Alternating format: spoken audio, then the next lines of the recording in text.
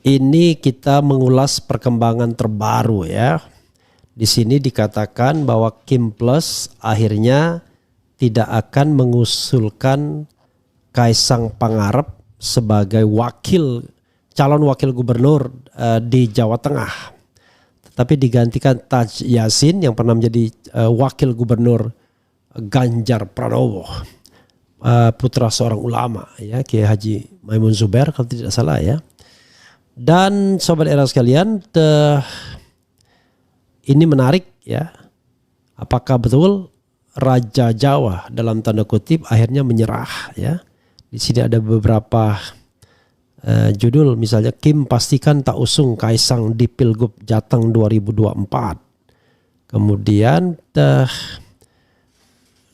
bukan Kaisang, Taj Yassin dipilih Gerindra dampingi Ahmad Lutfi di Jawa Tengah.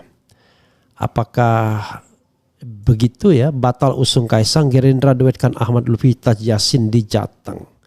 Apakah semudah itu Raja Jawa menyerah ataukah Raja Jawa tidak punya tajinya lagi dan orang sudah mau berani karena ada sinyal penguasa baru marah, kemudian Raja Jawa agak surut sedikit. We don't know exactly. Tapi kendati demikian sobat era sekalian, tetap kita harus waspadai skenario yang diinginkan oleh kekuasaan, oleh kekuatan istana dan kekuatan mayoritas Kim Plus, terlepas dari yang 7,5% tersebut. Jadi kalau kita pilah satu-satu ya, 7,5% tetap jalan, kemudian Kaisang tetap maju, Anies tidak dicalonkan PDIP. Sepertinya itu skenario yang diinginkan oleh mayoritas kekuatan, termasuk PDIP sekalipun barangkali. Karena mereka yakin kalaupun mereka tidak mengusulkan Anies misalnya, mereka bisa menang dengan Ahok misalnya. Walaupun saya agak meragukan karena arus yang sudah bersama-sama gelombang PDIP bisa berbalik kalau Ahok yang dimajukan. Karena bagi sebagian ya umat Islam, Ahok adalah the common enemy. Nah ini susahnya. Sama seperti Anies dianggap sebagai the common enemy bagi sebagian kelompok masyarakat, terutama PSI misalnya. Jadi ya itulah catatan sejarah kita ya. Masing-masing punya klaim. Anies di labelin bapak identitas, sementara Ahok di labelin penista. Dan keduanya unfortunately tidak bisa disatukan karena memang tidak mungkin salah satunya menjadi calon wakil gubernur. Jadi hanya bisa zero sum game. Kalau PDIP mau memajukan Ahok artinya tidak memajukan Anies. Kalau mau memajukan Anies berarti tidak memajukan Ahok. Jadi ini perhitungan yang harus dilakukan oleh PDIP sendiri. Nah, tetapi kalau kita lihat misalnya cara pidato Megawati ya, terlihat betul mulai jumawa atau memang mempertahankan jumawanisasi kesombongan dan keangkuhannya ya. Ya wajar saja ya, karena PDIP partai besar memenangkan 3 kali pemilu berturut-turut, hat-trick dari 2014, 2019, 2024. Di bawah kepemimpinannya menang pemilu beberapa kali. Kalau kita recall tahun 1999 yang menang PDIP di bawah kepemimpinan Megawati. 2004 yang menang Golkar waktu itu. 2009 yang menang Demokrat. Kemudian 2014, 2019 dan 2024 yang menang adalah PDIP. Jadi PDIP memenangkan pertarungan pileg, pemilu legislatif berkali-kali, 4 kali. Tetapi untuk capres dia menang 2 kali atas nama Joko Widodo. Dan sekarang dia tidak menang dan sebelumnya tidak menang juga. Jadi menang 2 kali, kalah 3 kali. Kalau legislatif ya menang 4 kali, kalah 2 kali. Begitu ya sobat RH sekalian. Bagaimanapun skenario Kaisang ini ya ditunjang oleh pendapat Jimli As-Sidiki dan Dasko. Jimli mengatakan misalnya kalau PKPU itu tidak berubah, ya maka yang diperlakukan PKPU yang lama, yaitu yang didasarkan pada putusan MA. Kemudian Dasko mengatakan masih ada peluang katanya Kaisang untuk dicalonkan karena nanti bergantung pada konsultasi KPU dengan DPR.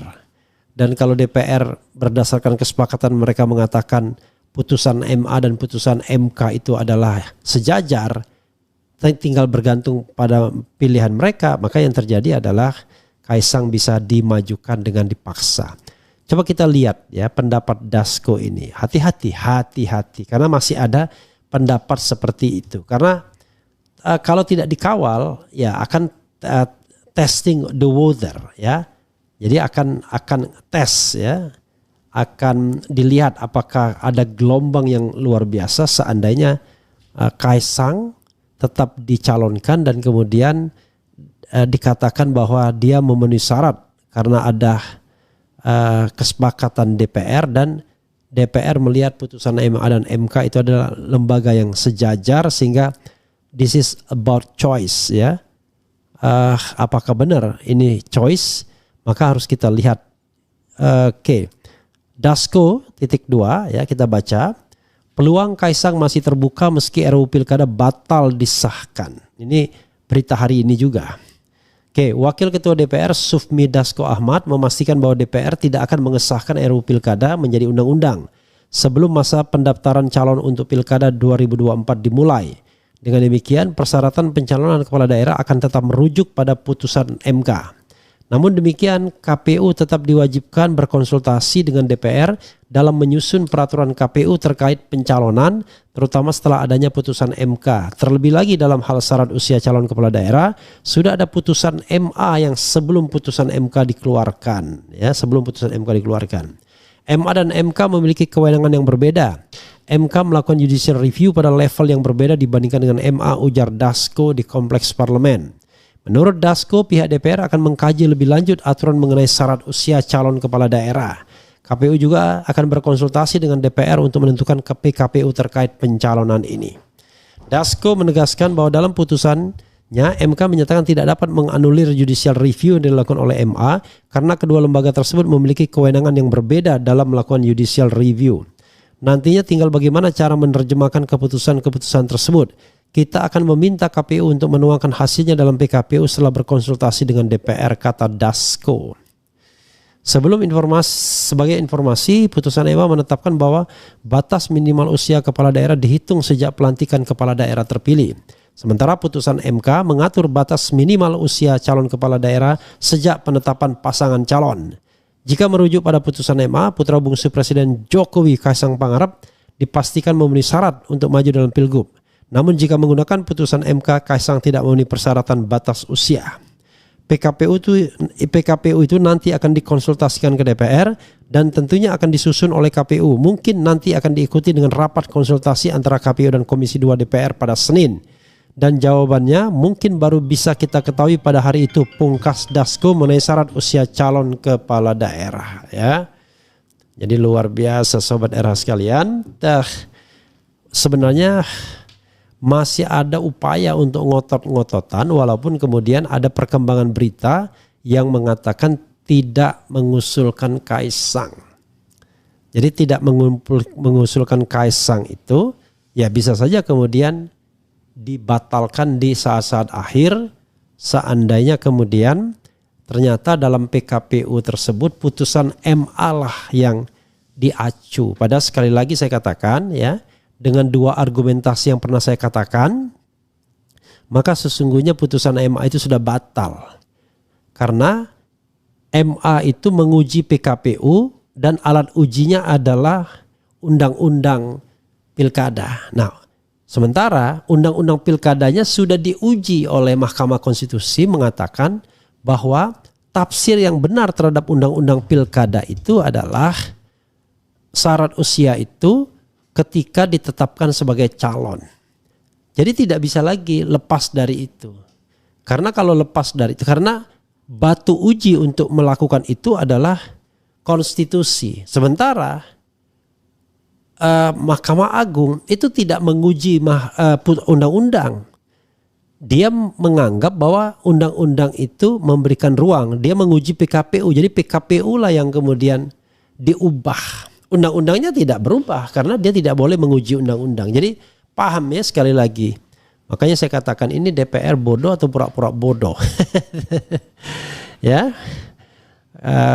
Yang jelas saya pura-pura bodoh lah. Atau dispute seperti ini hanya karena nafsu kekuasaan saja. Padahal dulu sudah pernah terjadi seperti ini, seperti saya katakan tahun 2009 ketika Zainal Ma'arif dan kawan-kawan mengajukan judicial review terhadap PKPU, tapi kemudian menjadi invalid ketika batu ujinya yaitu undang-undang diuji di Mahkamah Konstitusi berdasarkan konstitusi, dan hasilnya adalah justru menganulir secara tidak langsung putusan MA. Jadi MK memang tidak bisa mengatakan putusan MA itu salah, tetapi dengan menguji batu uji yang dibuat MA, maka itu sudah mengunci. Kalau kita paham ya, kalau DPR nggak paham ya berat juga jadinya ya.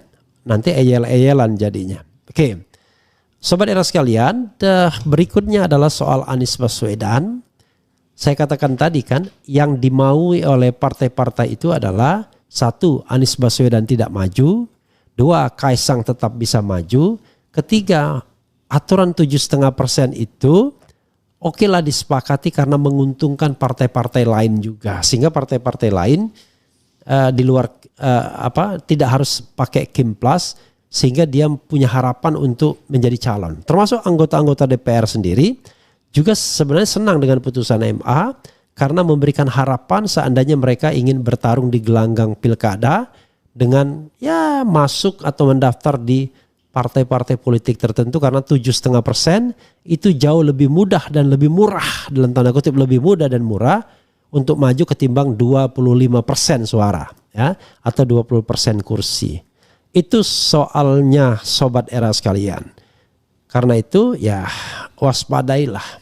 Tetapi khusus untuk PDIP ya, khusus untuk PDIP dan Anies Baswedan ya, tentu saya tidak berhak mengintervensi ya. Tetapi kalau saya punya perspektif, kalau caranya angkuh, sombong, ya, maka menurut saya itu justru merendahkan para pemimpin rakyatnya. Padahal pemimpin itu primus inter pares. Fungsi partai politik itu adalah melakukan rekrutmen politik dan juga kaderisasi. Seandainya dia tidak mendapatkan kader yang kira-kira bisa mumpuni memenangkan pertarungan, ya tidak salah mengambil kader orang lain. Apalagi kader tersebut belum dipakai oleh partai politik lain. Kalau Kim Plus agak aneh kan sesungguhnya. Misalnya PAN, misalnya Demokrat, mereka dapat apa? Tetapi ya kita tahulah mereka bersatu di istana, itu yang membuat mereka bahagia ya. AHY sudah jadi menteri, bakal jadi menteri lagi. Kemudian Zulkifli Hasan sudah jadi menteri, bakal jadi menteri lagi kan. Itu yang membuat mereka selesai. Jadi soal partainya tidak mendapat bagian yang lebih besar, yang penting mereka selesai ya udahlah. Nah, tetapi sekali lagi sahabat era sekalian, seandainya nanti PDIP tidak mau memajukan Anies Baswedan, ya itu hak mereka. Mau diapakan lagi? Bahkan dengan cara deklarasi dengan cara ucapan Megawati, menurut saya ya itu sudah menyinggung seolah-olah orang seperti Anies is nothing. Kalau Anies nothing, tidak mungkin istana jadi gugup ketika melihat survei di Jakarta di mana Anies unggul di semua survei misalnya. Walaupun mereka meyakinkan diri bahwa incumbent itu tidak ada yang menang, ya cuma 2 N-nya contohnya. Contohnya kan cuma Fauzi Bowo dan Ahok sesungguhnya. Incumbent tidak ada yang menang, tapi yang tidak boleh mereka lupa adalah bahwa Anies itu beda dengan 2 terdahulu ya.